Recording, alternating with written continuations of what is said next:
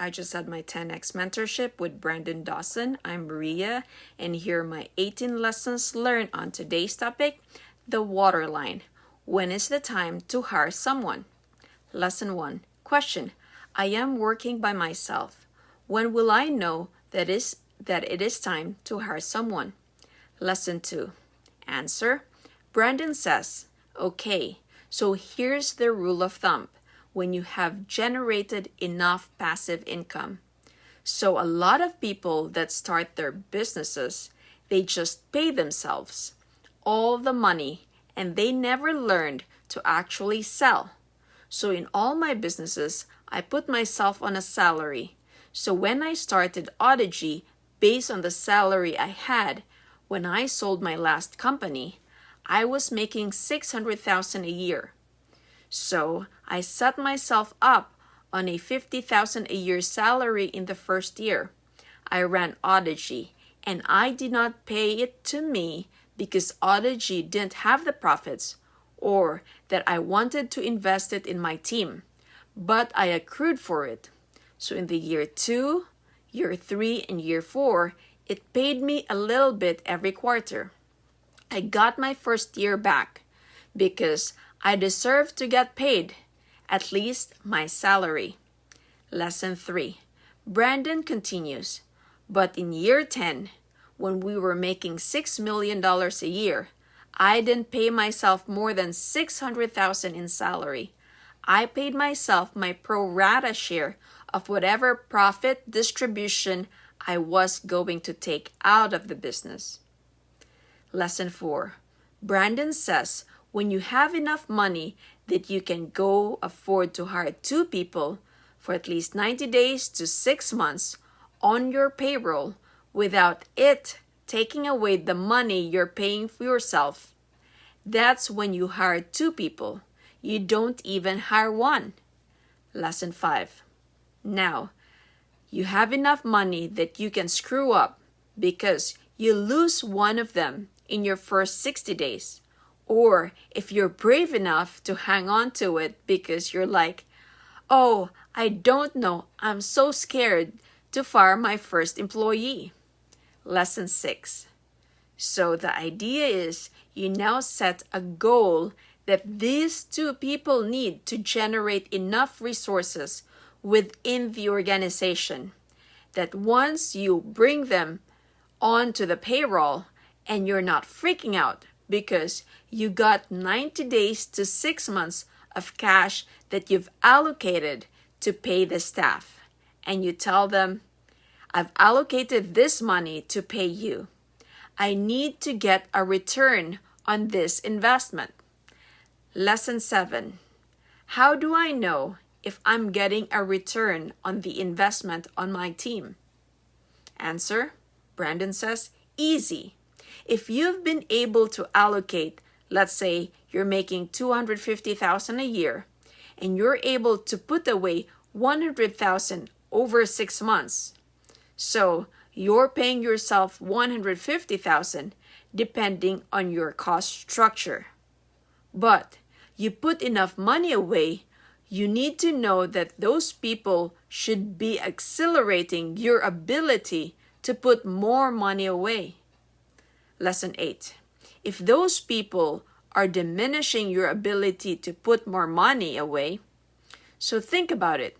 Every money you're doing $200,000 a month and you're able to go put $5,000 into a reserve account for employees. You do that until you build up a reserve account that you got 6 months and $5,000 per employee. So that means you got to have $60,000 saved, 5,000 times 12 months. When you start spending that $60,000 with those 2 people who are there to help support you, are you able to put more money away because you're producing more? Because they've taken stuff off your plate. Lesson 9. Or are their contributions generating so much more money that you're able to put more money away faster? Lesson 10. So, the game you have in your mind is, When I finally hire someone, they either need to allow me to put more money away faster, or they need to contribute to where they're putting more money away faster. Lesson 11. And if you just watch that simple fuel tank, I got 60,000 grand and I've hired 2 people. And that 60,000 grand go up. Am I putting more money away than I'm burning? Or is it going down every month? Lesson 12. It will go down in the first 3 months because you don't know what you're doing. You've never hired people and trained them if it's your first time around. Lesson 13.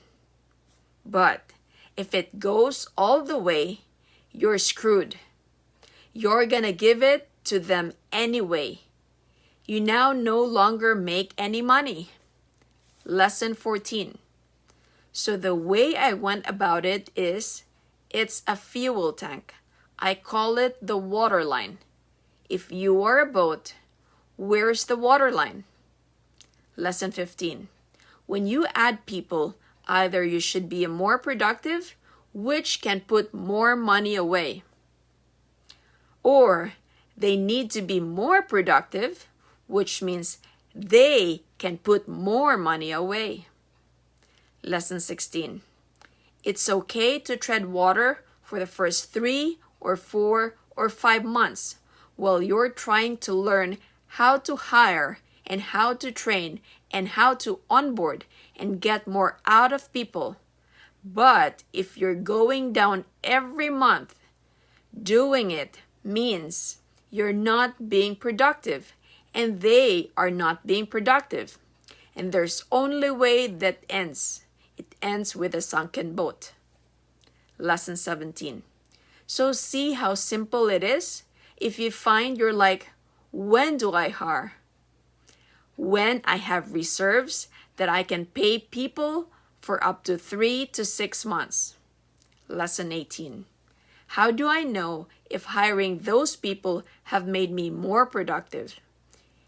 Answer, if you're able to put more money away either through their efforts or through your effort.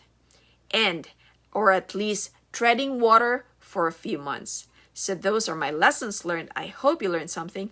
Please don't forget to subscribe to my channel, and you can also download a free section of my book, Apartment Prescription, How I Made from 0 to 50 Apartment Units in 7 years. If I have done it, I know you can do much more. Take care and God bless.